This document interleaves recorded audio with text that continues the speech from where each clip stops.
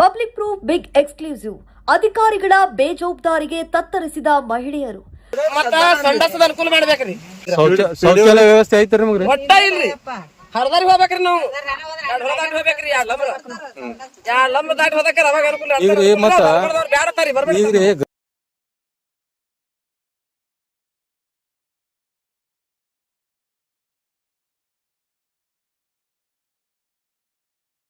ಸ್ವಚ್ಛ ಭಾರತ ಅಭಿಯಾನದ ಹೆಸರಲ್ಲಿ ಕೋಟಿ ಕೋಟಿ ಹಣ ನೀರು ಪಾಲಾಗ್ತಾ ಇದೆಯಾ? ಗ್ರಾಮೀಣ ಭಾಗದ ಮಹಿಳೆಯರ ಆತ್ಮ ಗೌರವಕ್ಕೆ ಬೆಲೆಯೇ ಇಲ್ವಾ? ಜಾಗಿಲ್ರಿ, ಇಲ್ಲಿ ಕೂಡ್ತೇವ್ರಿ. ಒಂದೇ ರಂಡ್ಯಾರ, ಒಂದೇ ಹೊಡಪೇಟ, ಒಂದೇ ಮುಂಡ್ಯಾರ, ಒಂದೇ ಸುಳ್ಯಾರ ಆಗಲ್ರಿ. ಅಷ್ಟೆಲ್ಲಾ ಆತೀವ್ರಿ. ಅಷ್ಟ ಆದ್ರೂ ವಿರುದ್ಧ ಮಾಡಿ ನಮ್ ಹೊಡ್ಲಾಕ್ ಬರ್ತಾರ್ರಿ, ಬೈಲಾಕ್ ಬರ್ತಾರ್ರಿ, ರಗಡ್ ತೂರ್ಕೋತಾರಿ ನಮ್ ಮ್ಯಾಲ. ಇಲ್ಲಿ ದನ ಕರ ಕುರಿ ಮರಿ ಕಟ್ತೀವಿ, ಇಲ್ಲಿ ಕುಂಡ್ರ ಬೇಡ ಅಂದ ಕಾಲ ರಗಡ್ ಆಗ್ಯದ್ರಿ. ಕತ್ತಿ ಒಂದೇ ತರ ಆಗಿಲ್ರಿ, ಸಾಕಾಗದ್ರಿ. ಇನ್ನ ಇದು ಕಿಲಾಪ್ ಕೇಳ್ಬೇಕಾದ್ರಿ ಊರ್ ಬಿಟ್ಟ ಹೋಗ್ಬೇಕಂಗ.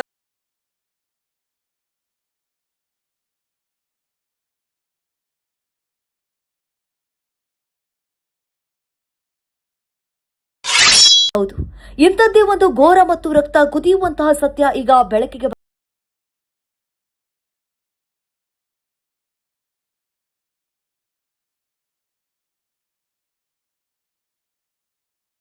ನಾಗರಳ್ಳಿ ಗ್ರಾಮದ ಮಹಿಳೆಯರು ಪ್ರತಿದಿನ ಅನುಭವಿಸ್ತಾ ಇರುವಂತಹ ನರಕಯಾತನೆ ಒಂದೆರಡಲ್ಲ. ಗ್ರಾಮದಲ್ಲಿ ಸೂಕ್ತ ಶೌಚಾಲಯ ವ್ಯವಸ್ಥೆ ಇಲ್ಲದೆ ಅನಿವಾರ್ಯವಾಗಿ ಬೀದಿ ಬದಿಯಲ್ಲಿ ಅಥವಾ ಇತರೆ ಖಾಸಗಿ ಹೊಲ ಗದ್ದೆಗಳಲ್ಲಿ ಶೌಚಾಲಯಕ್ಕೆ ಹೋಗುವ ಪರಿಸ್ಥಿತಿ ನಿರ್ಮಾಣವಾಗಿದೆ. ಆದರೆ ಅಲ್ಲಿಗೆ ಹೋದರೆ ಸಿಗುವ ಬಹುಮಾನ ಏನು ಗೊತ್ತಾ? ಅಸಭ್ಯ ವರ್ತನೆ ಮತ್ತು ಕಿವಿಯಲ್ಲಿ ಕೇಳಲಾಗದಂತಹ ಕೆಟ್ಟ ಮಾತುಗಳು. ತಮ್ಮ ಕನಿಷ್ಠ ಮಾನವ ಹಕ್ಕು ಮತ್ತು ಶೌಚಾಲಯದ ಹಕ್ಕಿಗಾಗಿ ಮಹಿಳೆಯರು ಗೋಳಾಡ್ತಾ ಇದ್ದಾರೆ. ನಾವು ಎಲ್ಲಿಗೆ ಹೋಗಬೇಕು, ನಮಗೆ ಪರಿಹಾರ ಕೊಡುವವರು ಯಾರು ಅಂತ ಹೇಳಿ ಕಣ್ಣೀರು ಹಾಕ್ತಿದ್ದಾರೆ. ಅಧಿಕಾರಿಯ ಲೇಟ್ ಮತ್ತು ಲೇಜಿ ಆಟ. ನೀವು ನಾಗರಳ್ಳಿ ಗ್ರಾಮದ ಪಿಡಿಒ ಮಂಜುನಾಥ್ ಡೊಳ್ಳಿ ಅವರ ಸಾಹಸ ಕೇಳಿದ್ರೆ ನೀವು ಮೂಗಿನ ಮೇಲೆ ಬೆರಳು ಇಟ್ಕೊಳ್ತೀರಾ. ಎಲ್ಲಿದ್ದಾರೆ ಪಿಡಿಒ ಮಂಜುನಾಥ್ ಡೊಳ್ಳಿ? ಗ್ರಾಮಕ್ಕೆ ಬರುವುದೇ ಇಲ್ವಾ ಈ ಅಧಿಕಾರಿ? ಪಿಡಿಒ ಮುಖ ನೋಡಿಯೇ ಇಲ್ಲ ಎನ್ನುತ್ತಿದ್ದಾರೆ ಗ್ರಾಮಸ್ಥರು. ಪಿಡಿಒರಂತೂ ನಮ್ಮ ಪಾಲಿಗೆ ಸತ್ಯ ಹೋಗ್ಯಾರ. ನಾವು ಪಿಡಿಒ ಸತ್ತಾರ ಅಂತೇಳಿ ಯುವರಿಗೆ ಮಾತಾಡಿದ್ರು. ಯುವ ಅವರು ಏನು ಕೇರೆ ಮಾಡಕ್ ತಯಾರಿಲ್ಲ. ಪಿಡಿಒ ಅಂತೂ ಹೊಟ್ಟೆ ಜೀವಂತ ಇಲ್ರಿ. ನಮ್ಮ ಪಂಚಾಯತ್ ಒಳಗೆ ಪಿಡಿಒನೇ ಜೀವಂತ ಇಲ್ರಿ, ಪಿಡಿಒನೇ ಸತ್ತನ್ರಿ. ಜನರ ತೆರಿಗೆ ಹಣದಲ್ಲಿ ಜೇಬು ತುಂಬಿಸಿಕೊಳ್ಳುವ ಈ ಅಧಿಕಾರಿಗಳಿಗೆ ಬಡ ಜನರ ಕಷ್ಟ ಕಾಣಿಸ್ತಾ ಇಲ್ವೇ? ಮಹಿಳೆಯರ ಮಾನ ಹರಾಜಾಗ್ತಾ ಇದ್ರು ಈ ಮಂಜುನಾಥ್ ಡೊಳ್ಳಿ ಅವರು ಕಣ್ಣಿಗೆ ಬಟ್ಟೆ ಕಟ್ಟಿಕೊಂಡು ಕುಳಿತಿದ್ದಾರಾ? ಪಬ್ಲಿಕ್ ಪ್ರೂಫ್ ನ್ಯೂಸ್ ನೇರ ಪ್ರಶ್ನೆ.